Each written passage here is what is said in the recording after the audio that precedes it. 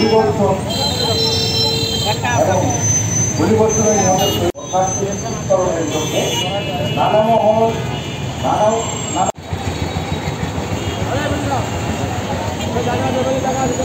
পরিষদের একটি দল জেলা পরিষদে গিয়ে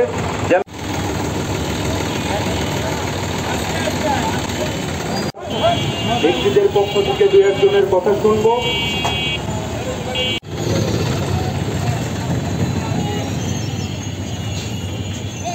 শহীদ আইফুর রহমানকে রাষ্ট্রীয় স্বীকৃতি বলে নিজের মেধা, শ্রম, ঘাম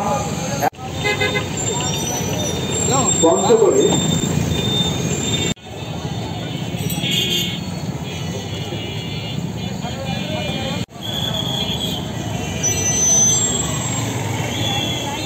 এই দাবি নিয়ে আজকে আমরা এখানে আসছি এবং সেই 3 মার্চ পাইনি আমার সন্তানকে পুলিশ বলতে চাই। ধন্যবাদ আপনাদের সকলকে ধন্যবাদ দিয়ে শুরু করতে চাই। আজিজুর রহমানের ওয়াইফ বলছি।